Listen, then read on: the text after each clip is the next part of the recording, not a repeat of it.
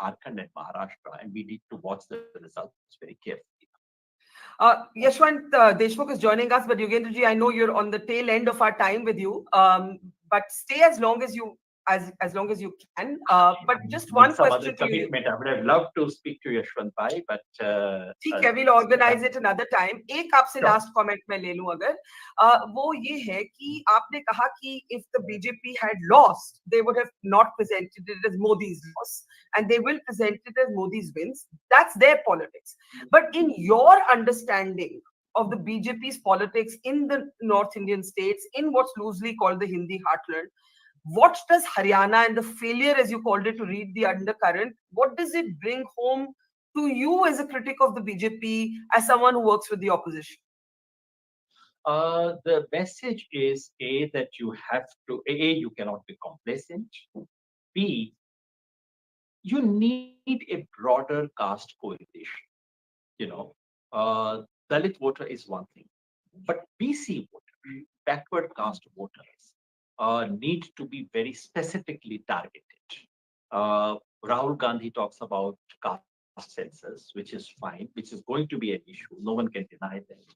But just speaking about caste census by itself does not mobilize backward communities. Backward castes do not have a uniform politics cutting across states. You have to individually target that. You have to individually mobilize those communities. And that is where the opposition will have to spend enormous energy. Having farmers move, supporting farmers movement is not enough. That gets you only if you did dominate peasant communities. And speaking about caste, census is not enough. That gets you a broad, general, abstract support. Converting that specific support of communities, which are farming communities, which are backward communities, is a political task that remains to be undertaken. Okay, Yogendraji, thank you. We look forward later in the week maybe to talking to you and Yashwant together. That would make for a very interesting conversation. I know you're very busy today and much in demand, and so is Yashwant. So we let you go now. Thank you so much. Yashwant, welcome. Yogendraji was just doing a kind of Mia Kalpa. He was saying he got it wrong. He didn't read the undercurrent. Abhi Haryana se shuru karte hain. We'll come to J&K right after that. What do you make of this? Because once again, the focus will be on the exit polls missing this. Not just the exit polls, to be fair, journalists missing this, politicians missing this. I think even the BJP themselves probably did not expect this. How do you read what has happened in Haryana, Yashwant? Yashwant, I can't hear you. Yeah. So, Barkha, few pointers on the findings that we were discussing the other day on the exit polls. One thing that we said that BJP's vote share is not going down. In fact, that is adding up. That was the finding of the exit poll, that Congress is getting a huge upswing by virtue of all the other parties getting decimated, particularly the JJP, and they are gaining almost like 12, 14% upswing ahead of the BJP as far as the vote share is concerned, and they are ahead of the BJP right now. The vote share is concerned as we are talking. Now the question is, when there is an emotion for change, but it would have been even more trickier situation, Barkha, had the result would be the other way around. Say Congress as a majority and BJP as a non-majority. My problem with that mandate would have been how to explain it in terms of pro or anti-incumbency. Because a party which is in 10 years in power and increasing its vote share, would that be have treated anti-incumbent verdict just because their seat share would have been lower than the previous last time? So those kind of complications were there even while we were analyzing the exit poll data. Vote to seat conversion is always a tricky affair, and I it's not a mere culpa, but I always said that that's a handicap. A party which is getting more vote ideally should be getting more seats. What's the big deal? But that 2 plus 2 is not 4 in first past the post system. That's the problem. Having said that, I also believe that this is beyond data. Beyond data, when I say, that is like in the data, you can only capture the emotion to change. You can only capture what kind of jump the main opposition party is making, what kind of consolidation of the opposition voters in one party's favor is happening. But when there is a kind of a self-goal at organizational level, that is something which data cannot really point you out. For example, You remember when we were doing the Lok Sabha election, post-election Uttar Pradesh analysis, and we said that this doesn't make any sense. What happened in Uttar Pradesh has all the writings of internal sabotage or infighting or whatever way you want to understand that. But like here, what I believe what has happened is that Mr. Hooda, for example, Mr. Hooda, everybody said to me, yes, there is a probability of Congress getting huge swing and winning this election. But Mr. Hooda just wants to ensure that the number is not too comfortable for the Congress so that he is not controlled by the central leadership. You know, just like precisely the line which we used in Uttar Pradesh election, 100 ग्राम काटने के चक्कर में kilo भर काट लिया. That is precisely what has happened in Haryana for the Congress. In order to do micromanagement, in order to do a controlled detonation, Barka, this has gone out of hand for it.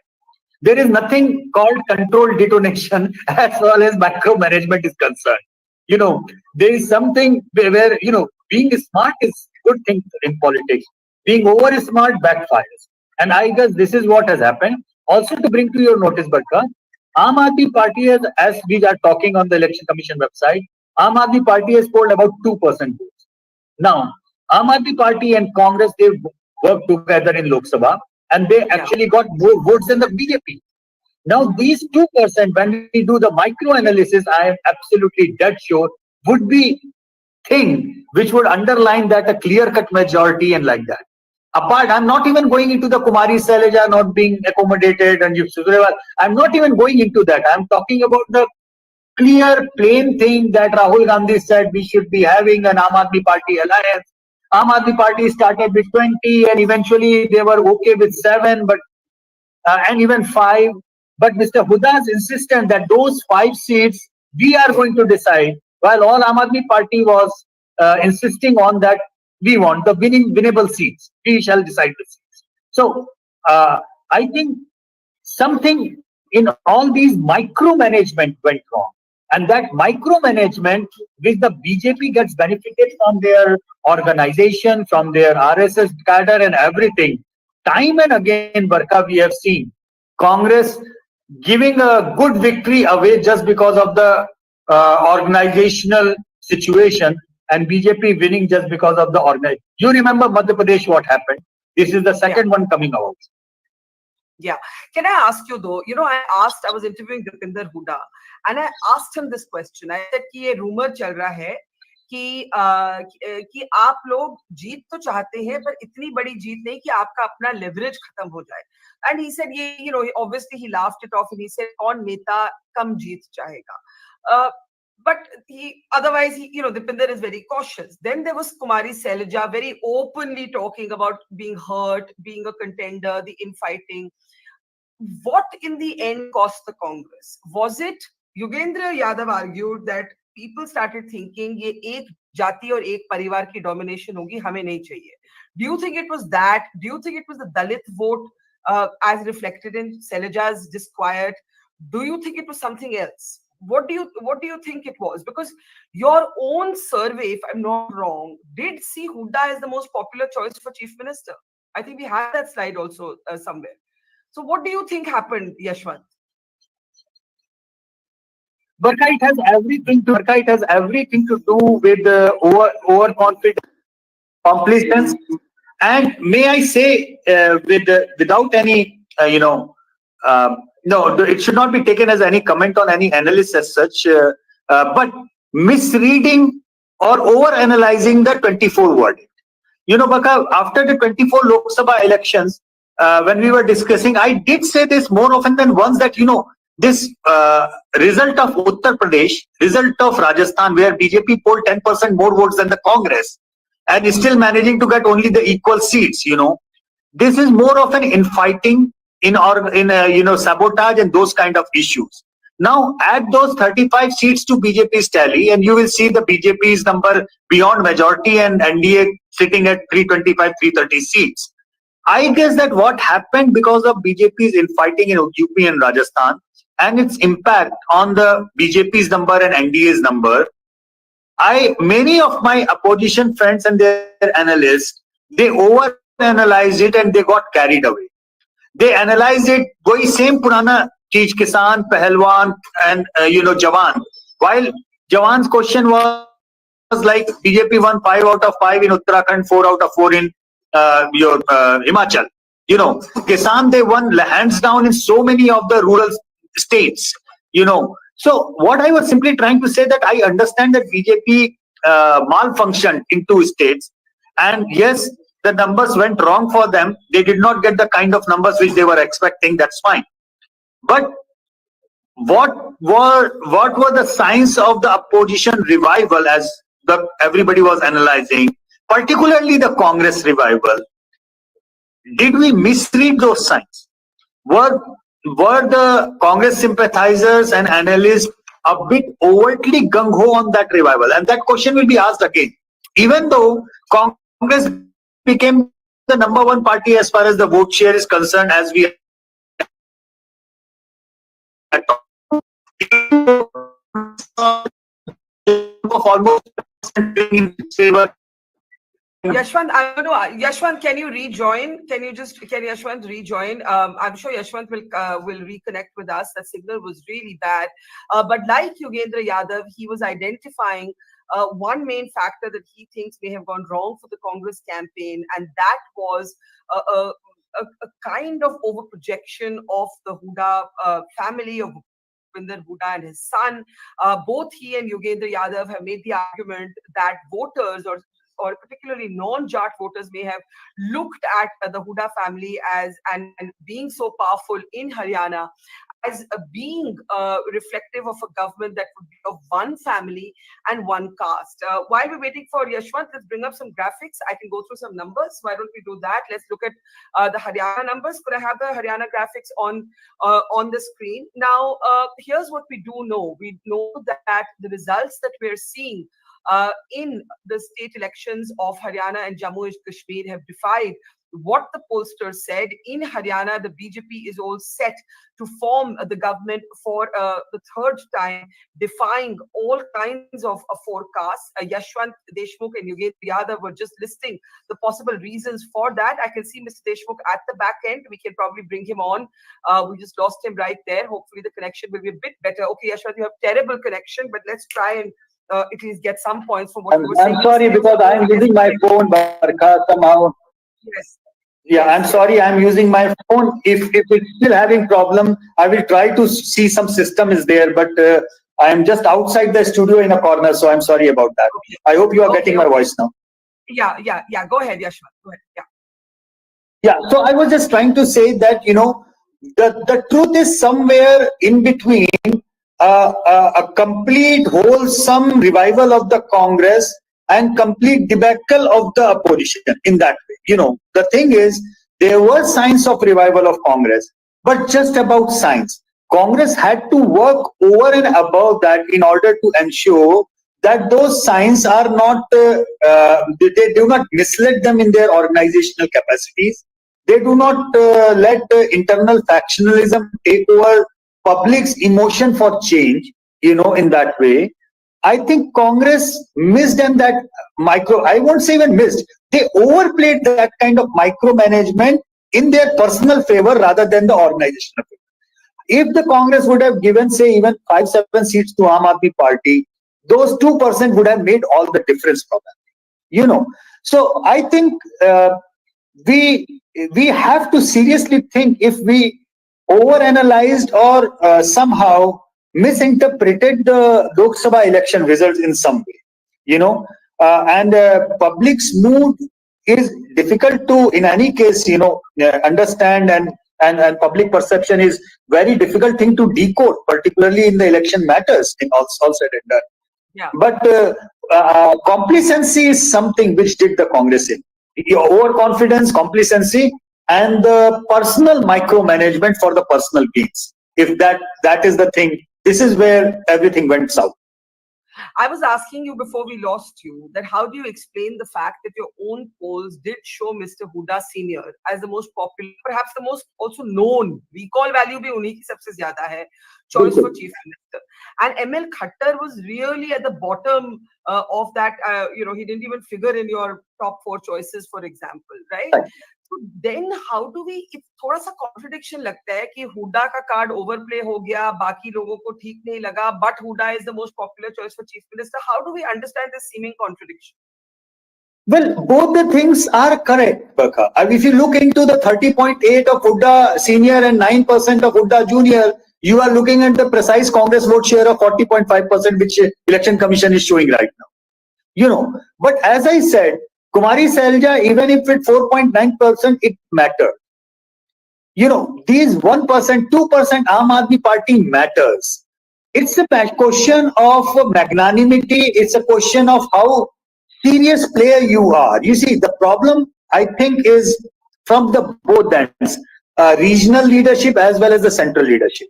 The central leadership probably could not make Mr. Huda make comfortable. Listen, even if we win 70 seats, you are going to be the chief minister. Don't do it. Number one.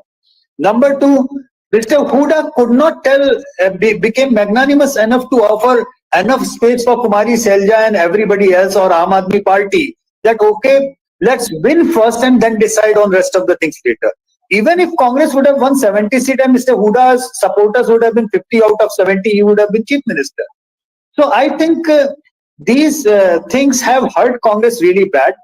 And these things have hurt even BJP in the Lok Sabha election in Rajasthan and in UP. We have seen that BJP probably is lucky in a way, luckiest party in India at this point of time, I would say, that even after those internal squabbles and other things, their mother organization at the end of the day remains there as the mother organization. Right. वो माँ की तरह खड़े रहते हैं कि कितने भी नाराज हो माँ तो माँ ही होती है. I think they are lucky. I think they are just plain lucky on that. And they know because I was just sitting and talking to the reporters from Haryana and people over there, and they did say that one big difference between the Lok Sabha and current one is this time we could see the RSS guys on the ground, which was not there in the Lok Sabha election, be it Jammu, be it Himachal. And if that is the case, I think the Lok Sabha results were kind of a reminder to RSS and BJP leadership both that, those kind of anger and bitterness only pulls their tally and the numbers down, So they are quick learners, Barkha. They are very quick learners. And I think that kind of learning has saved their day. And not only the day, this changes, Barkha, everything. The narrative changes. The assembly election narrative for Maharashtra is going to change now, which was a given. That was going to be my next question. That had the BJP lost Haryana, we would have seen a lot of analysis on Modi's brand after he slipped below a majority in the Lok Sabha. Also because Mr. Modi, the Prime Minister, did not campaign as actively, 4 rallies in this time to 10 in Haryana. Now that the BJP is going to form the next government for the 3rd term, you say this changes everything, the momentum, the morale for the upcoming assembly elections, but also what does it do to the debate around the Modi brand? Because it's not clear how it played out on the ground because he was more muted than normal in terms of his participation. Exactly. You are absolutely right. So more than the Modi brand or Modi's involvement, I think BJP managed to pull the sock and managed to, tell Congress that, okay, even as an organizational backbench, we can contest and win the election. This is something which happened in Madhya Pradesh, so it is not a fluke. We know happened in Madhya Pradesh, we know happened in Chhattisgarh. Now we see it is happening in all said and done in Haryana. This has happened in Jammu, where in spite and despite of so many senior people being changed the tickets and organization had a fair day in selection of the candidates in Jammu, and that has pulled district for them. So I think for Maharashtra, first of all, the narrative changes. because the Congress was going overtly aggressive after the Lok Sabha elections. And the first reaction today that amused me a lot was not from the BJP, giving an indirect swap to Congress. It was Uddhav Thacker's Sena, basically literally saying that you cannot win your own backyard, and you are talking about giving a chief minister face in Maharashtra. So Congress's own capacity to negotiate the seats and other thing with this is going to be in trouble. Their own way of saying that we are the biggest party, we are going to be the biggest party, and we can give the chief minister, that is going to be debated and questioned all over again. Having said that, not just about Haryana, I think what Congress has missed the bus in Delhi now. If they would have been magnanimous enough to give 7-8 seats to Aam Aadmi Party in Haryana, Barka, they would have asked for 10-15 seats in Delhi. Now that Aam Aadmi Party has seen that, they are not going to be accommodating Congress for any reason whatsoever. So that entire narrative of India alliance going as a cohesive unit, one unit and everything, with Haryana election, I mean, we all say that a week is a long time. Forget about week. Even 2 hours is a long time in politics. Those 2 hours when the trends change this morning, that changed the entire narrative in our studios, in the discussions, and in the public mind as well. I think from the verge of being eliminated in Maharashtra, today I can say that Haryana is going to help BJP to get back in the race. That they are going to say, smell the blood, and okay, this is something which is doable, we can do, and they are going to go for it. And that's going to be an interesting one. Now let's switch our attention. As you remind us very interestingly that the first swipe came not from the BJP, but from the Uddhav Sena. Let's turn our attention though to J&K. Very different implications. It doesn't have the same impact on domestic politics, but it is a very historic election, and one of Modi's biggest decisions in a way has been the backdrop of this election, which is the abrogation of 370. Now, how do you see the very comfortable victory that the National Conference and the Congress, and it has to be said more than the Congress, the National Conference has established for itself?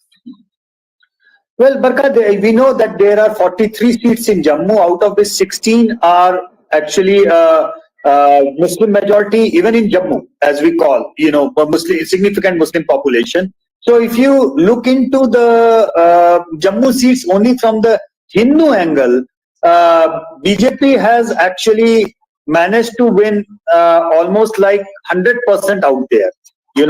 28 out of 29 or 30, whichever was at stake as far as the seats of Hindu representation is concerned. So I think along with Haryana, BJP has got the bragging rights today that we did away 370, and see those who are suffering from 370, they have voted for us. And those who are basically on the other side of the idea of 370 getting away, they have polled for National Conference. Fair enough. It's a democracy, that's fine.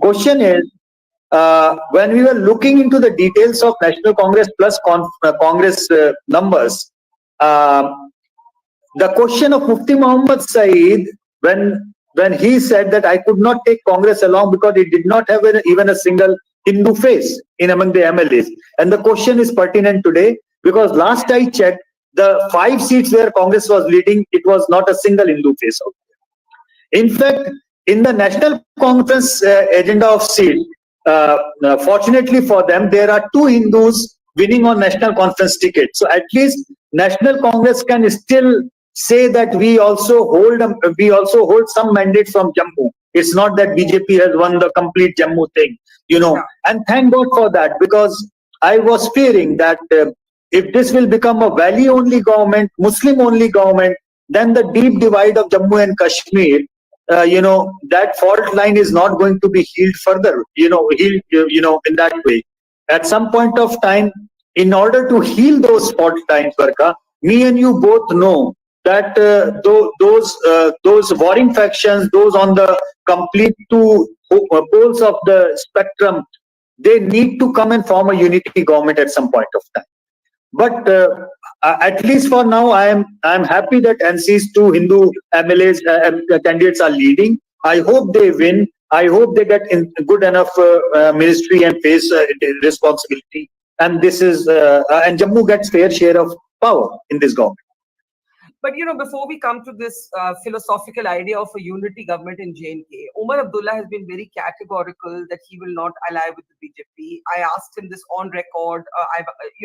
He believes that one of the reasons that PDP has got decimated is because of its previous alliance. One of the reasons, previous alliance with the BJP. Now, what I'm trying to understand in this election is that you have an entire region. Yes, NC has one or two seats, so it's not a pure Hindu-Muslim divide, but it's a very, very strong regional divide. And since they have won comfortably, I asked Omar, do you want to be chief minister? He said, no, I don't have any such ambitions. And I said, what is your ambition? He said, to turn the clock back on 5th August 2019, i.e. 370. Now, what I'm curious to know is, how much that re-enters the public debate, and what happens? How does the Modi government handle it? I think 370 is a thing of the past, Barkha, honestly. Reason being that when the exit poll data, when we asked about that, it was not the number one issue neither in Jammu nor in Kashmir Valley. The issues were bread and butter, unemployment and other things, which were pretty much like Haryana. Yes, there was a significant chunk, I would say about 20 to 30%, which still said that 370 debate matters. But then that 20 to 30% had a polarizing view. Like, those who said it matters in Jammu, they voted for the BJP. Those who said it matters in the Valley, they voted for National Conference. So that kind of polarization of, say, 25% on each end of the there, which said that okay, 370 is a thing of the past, and for us it is important to see the issue of unemployment, issue of other things, inflation, price rise, and everything that comes in. Now, Omar Abdullah rightly said to you, he would not dare to do the BJP experiment looking at the PDP numbers on the screen.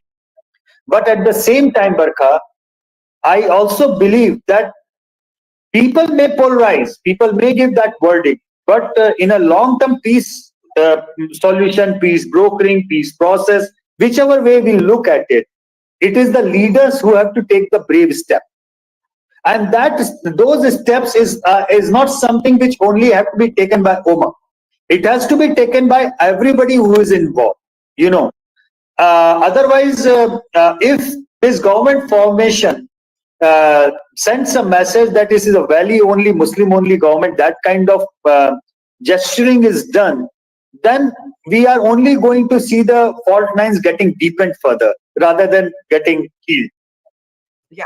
Final question. One big message from both of these states, very different states, apples and oranges. But, what is the takeaway? Haryana, you said, changes everything.